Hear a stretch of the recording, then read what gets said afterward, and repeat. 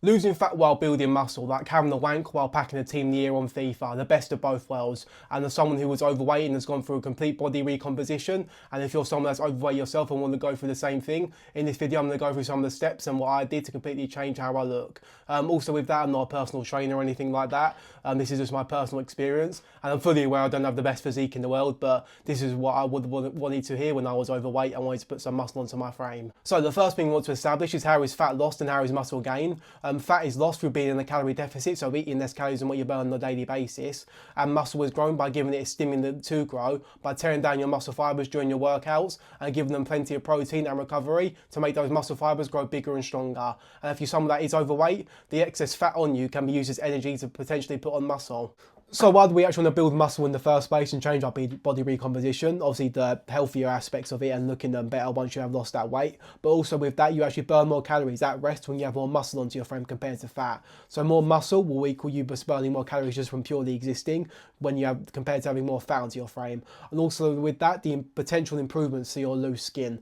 I've noticed myself, for example, with my chest and my arms look a lot better now. They still obviously are quite a bit loose, as you can see, but trying to fill it out with more muscle was definitely made the look of it just a lot more appealing and a lot better than what it was. So, and it looks just a lot more filled out.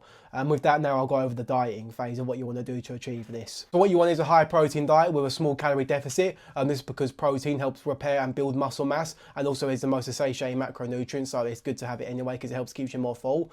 And the sort of protein you want to aim for a daily basis is 0.7 to 1 grams per pound of your goal body weight. So let's say you're 300 pounds at the moment and you want to be 200.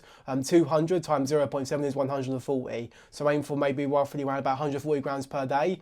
And as for a calorie deficit, you only want a small calorie deficit. This is because a massive calorie deficit could probably will lead to you losing muscle mass and also just general fatigue where you might not want to work out or anything like that. So a high protein diet with only a small calorie deficit of maybe losing 1% of your goal, 1% of your weight per week is a good idea when it comes to body recomposition. So that's the dieting portion done for this side of the video. Next is actually working out and what sort of routine you want. You want a structured routine that you can follow. You're not just going into the gym or doing whatever and just guessing.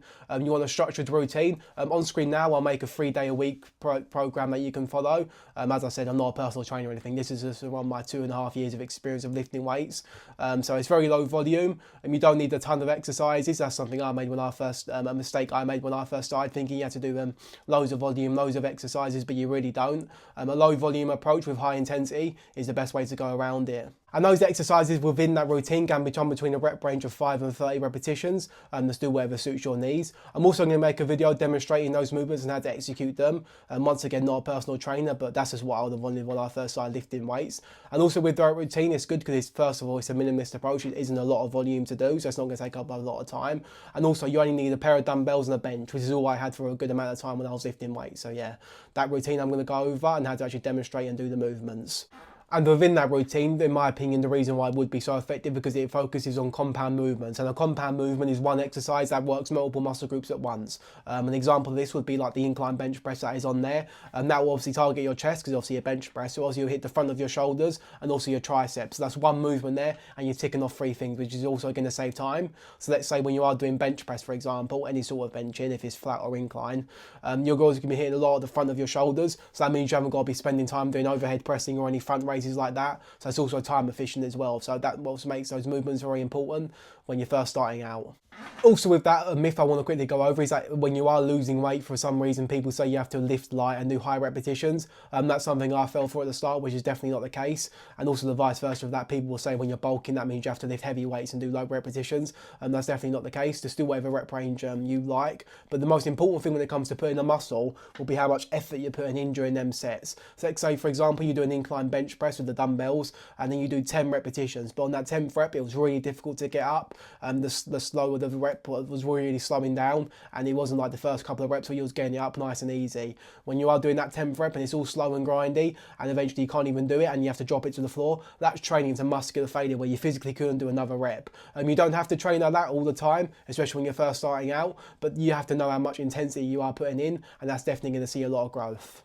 But I would recommend to go to failure at least once on any given exercise that you do, just so you know mentally what it takes to actually get to that point where you physically can't do another rep. And as we said, that will stimulate growth when you are pushing really hard. But just knowing how to actually get to that place when you are training to failure is very important. But you don't have to go to there every single time you do a set. I would say, let's say for example, you do 10 repetitions on that incline dumbbell press that we just said. Doing around about 7 or 8 reps will get you close to that failure point and will stimulate enough growth without going completely all the way to muscular failure. So aiming near and around the muscular failure and with high intensity will definitely see a lot of growth. And that's far more important than doing loads of volume and loads of exercises. But also, obviously, with that, if you are training very hard, make sure you do it safely with a weight you can handle, with a good intensity you can keep up with. Don't ego lift. If you need help with a squat or anything like that, ask someone to help you. Don't be ego lifting. Don't get yourself injured, because then you really aren't going to do anything, are you? So yeah, make sure with whatever exercise you do, when you are going very much intensely, make sure you've warmed up for it and make sure it's a weight you can handle. Next, I'll go over how frequently do you want to train each muscle group. You want to hit each muscle group twice per week with a set range for the major muscle groups. So stuff like chest, back and legs, these are major muscle groups, between 8 to 15 total sets per week. So say for example, we train the back and we do 3 sets of dumbbell rows with 2 sets of pullovers. In one session, that's 5 total sets, and you do that twice per week, so hitting it twice. That'll be 10 total sets in that entire week of back training, which would put you in between that 8 to 15 total sets per week. And for smaller muscle groups, so stuff like your biceps, your triceps and your shoulders, the sort of set range you want to aim for them per week is between 6 and 8. And this because these muscles already get hit in compound movements, meaning you don't have to do a load of total more volume for them. So for example, your biceps, in that starter plan I put up on the screen, it was actually only 5 isolated sets per week, but also with that they get indirectly hit from doing any rowing movements for your back, because when you are rowing you're also activating, it's a pulling movement, so you're activating your biceps as well when you're doing it. Also with that triceps, for example, they only actually get isolated for 4 total sets per week, but they also get hit doing any sort of chest press, they also get hit doing that, and also dumbbell pullovers, especially the long head of the triceps, also get activated when you're doing these movements. So as I said, you don't need to do a ton more volume for them, because they are getting indirectly hit in other ways when you are working out. The next thing I'll go over is the second most important thing when it comes to putting on muscle, along with effort, as we already went through earlier, which is progressive overload, tracking your lifts over time and trying to improve them with either weight or repetitions. So let's say, for example, we stick with the incline dumbbell press, and you start off with doing the 15 kilo dumbbells for a set of 12, and you track that into a notes app, for example, and the next following session that you are doing that movement, you can see what you've got to improve on next time, while either doing an extra rep or adding on additional weight. And let's say you keep on tracking that, you keep on aiming to improve week to week as much as you can, and let's say in 3 months time you're now doing 22 kilo dumbbells for a set of 8. Now you definitely are physically stronger and bigger, your muscles will have gotten bigger because you're giving it more stimulants of growth. So tracking your lifts is crucial when it comes to putting on muscle. So that's the weightlifting portion of this video covered, actually what you want to do inside the gym. We've talked about progressive overload, how intensely you want to train, how many sets you want to do per week, and I've given you a sample plan. I'll put that in the description as well if you just want to copy and paste it. All you literally need is a pair of dumbbells and a bench to do it. So even if you're going to a gym, it just can be a decent starter plan if you want. Now I'll go over actually what happens after you leave the gym. And one of those things being soreness. It's typical to be quite sore, and being more sore than bodybuilders after one of the interracial bingo stunts, which are completely normal because you're not used to that stimulant, but it will go away once the recovery phase is in full swing. It's not something that's permanently there, the soreness, and your body does get used to it the more you work out. Which leads on to newbie gains, which is when you first start lifting weights. That's when you're going to see the most amount of progress. It's very easy when you first start lifting to go up in weight or go up in repetitions for any given exercise, just because you're not used to that stimulant.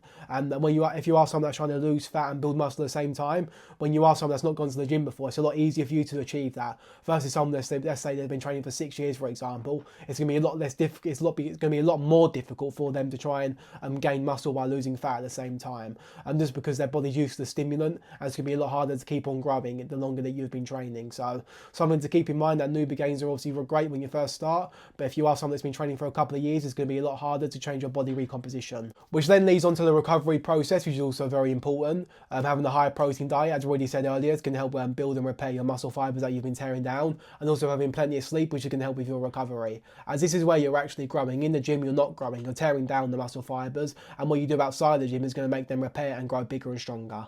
And the final thing I'm going to go over is actually cardio, because when you are someone that's losing weight, I was in this trap myself of thinking you have to do endless amounts of cardio to try and lose fat. You have to do hours on whatever given exercise you want to do, which is definitely not the case, especially when you are someone that's trying to gain muscle during this phase of losing fat.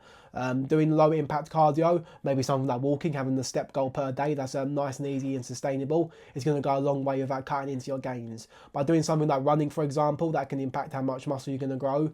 It could also lead to soreness and then any potential injury by doing something high impact like running. So make sure you pick a low form of impact cardio that you can stick to. That's not going to impede your muscle gain. So that concludes how to lose fat and build muscle at the same time in my own experience of trying to do that for the last couple of years. And as I said, I'm going to make a video demonstrating that sample routine I put out on screen in the video and how to go over through those movements, because that's what I was wondering when I first started doing this. So yeah, hope the information in this video was actually helpful.